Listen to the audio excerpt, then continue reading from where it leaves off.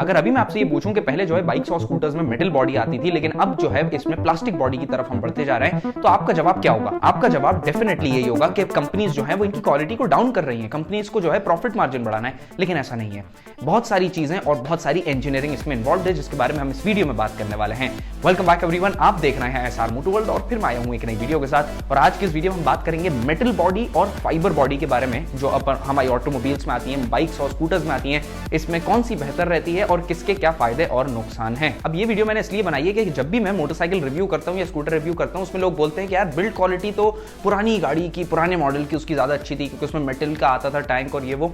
लेकिन जो है मैं उस चीज के बारे में कंप्लेंट नहीं करता, तो लोग ये कहते हैं आपने ये चीज नहीं बताई। तो आज की इस वीडियो में दोनों चीजों का मैं आपको पहलू बता दूंगा कि दोनों के क्या प्रोज एंड कॉन्स हैं। और ये वीडियो आप पूरी एंड तक जरूर देखिएगा, क्योंकि वीडियो आपके लिए बहुत ज्यादा इंफॉर्मेटिव होने वाली है। कल को आप 4 लोगों में खड़े होंगे और वहां से आपको कोई सवाल पूछेगा कि यार हम प्लास्टिक की तरफ क्यों बढ़ रहे हैं और ये और वो, तो आप जो है इसका जवाब इजीली दे पाएंगे और आप जो है इसकी टेक्नोलॉजी को समझ पाएंगे कि इसमें क्या क्या चीजें हैं, क्या प्रोज एंड कॉन्स हैं। देखिए, एक्टिवा को पहले भी पसंद किया जाता था और आज भी पसंद किया जाता है, इसलिए क्योंकि उसमें पूरी ऑल मेटल बॉडी आती है। कुछ पार्ट्स जो इसमें प्लास्टिक के हैं, लेकिन अभी जो मेटल बॉडी सबसे ज्यादा स्टडी बिल्ड क्वालिटी दे रही है वो आपको एक्टिवा दे रही है। लेकिन क्या आपने देखा है कि एक्टिवा का जो वेट है वो दूसरी स्कूटर्स के मुकाबले ज्यादा है, और एक्टिवा का वेट ज्यादा होने की वजह से उसमें जो है माइलेज थोड़ा सा आपको कम मिलता है।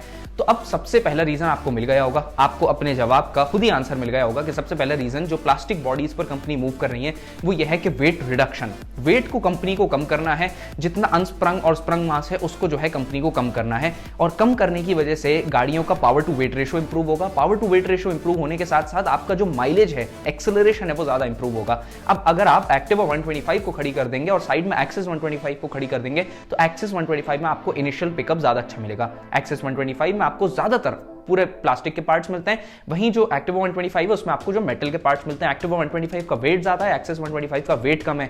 तो आप जब दोनों स्कूटर्स को चलाएंगे तो आपको माइलेज भी एक्सेस में ज्यादा अच्छा मिलेगा और एफिशिएंसी भी अच्छी मिलेगी इंजन की, और साथ ही साथ इंजन जो है वो परफॉर्मेंस भी आपको अच्छा डिलीवर करेगा। तो आपको अपने सवाल का जवाब यही मिल गया कि वेट रिडक्शन सबसे पहला रीजन है कि कंपनी जो है वो प्लास्टिक बॉडीज पर ऑप्ट कर रही है। दूसरा रीजन अगर मैं आपसे ये बोलूं कि कंपनी प्लास्टिक बॉडीज पर इसलिए भी ऑप्ट कर रही है क्योंकि प्लास्टिक बॉडी वाली गाड़ी जो है वो दिखने में ज्यादा अच्छी लगती है, तो शायद आपको इस बात पर भरोसा नहीं होगा, यकीन नहीं होगा। आप ये बोलेंगे कि ऐसा कैसे हो सकता है कि प्लास्टिक बॉडी वाली गाड़ी दिखने में ज्यादा अच्छी लगती है। तो अब इसका सिंपल सा रीजन मैं आपको बता देता हूं कि जब मेटल को हम मोल्ड करते हैं तो मेटल की एक डाई बनती है मैन्युफैक्चरर्स क्या उसको मोल्ड करने के लिए, उसके जो भी कट्स एंड क्रीसेस हैं, जो आप डिजाइन मैन्युफैक्चरर डिजाइन कर रहा है, डिजाइनर डिजाइन बना रहा है, उसमें मेटल बॉडी में उतने ज्यादा कट्स एंड क्रीसेस नहीं आ पाते हैं। मेटल को आप हर तरीके से मोल्ड नहीं कर सकते जितना आप इजिली प्लास्टिक को मोल्ड कर सकते हैं और कॉस्ट इफेक्टिव तरीके से मोल्ड कर सकते हैं। अब आपने देखा होगा जितनी मोटरसाइकिल्स ये प्लास्टिक के टैंक के साथ, प्लास्टिक के टैंक पैनल्स के साथ आ रही हैं, ये देखने में बहुत शार्प लगती हैं, एक वो स्ट्रीट फाइटर लुक आता है, रोड पे एक एस्थेटिक अपील आती है।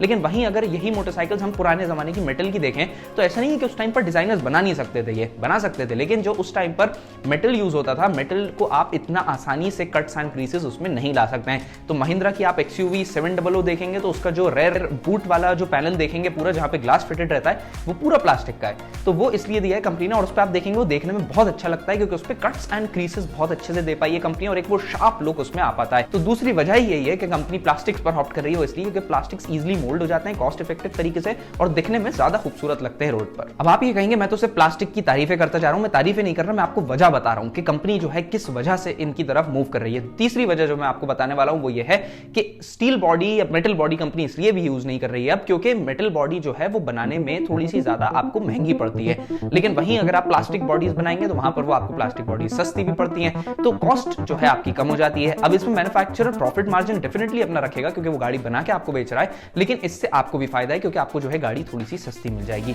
और अब तो इंश्योरेंस भी 5 साल का होने लगा, 0 डेफ होने लगा, तो कोई चीज टूट जाए या कुछ प्रॉब्लम हो जाए तो आप उसको इजीली रिप्लेस करा सकते हैं। तो फिर मेटल बॉडी और प्लास्टिक बॉडी में उतना ज्यादा आपको कंफ्यूज होने की जरूरत नहीं है। अब मेटल बॉडी यूज करने के कुछ फायदे हैं जो कि हम पहले से यूज करते आ रहे हैं, वो फायदों का जो कि एक्टिवा में आता है, और इसीलिए पुराने लोग आज भी एक्टिवा को प्रेफर करते हैं। वो ये कि एक्टिवा पे अगर जैसे आप मेटल पे कोई भी टकरा जाए या कुछ हो जाए, क्योंकि ये इंडियन रोड्स हैं, कहीं से भी कोई भी निकल के आ जाता है, तो कहीं भी कोई चीज इंपैक्ट आ जाए उस पर, तो मेटल जो है इंपैक्ट को झेल लेता है आसानी से और मेटल में प्रॉब्लम नहीं होती। मेटल में मेंटेनेंस आपका इजी रहता है क्योंकि मेटल जो है वो आसानी से ब्रेक नहीं होगा, सिर्फ डेंट आ जाएगा उस पर, डेंट को आप वापस बाहर निकलवा लें, उस पर थोड़ी सी टचिंग करवा लें पेंट की, आपका काम हो गया।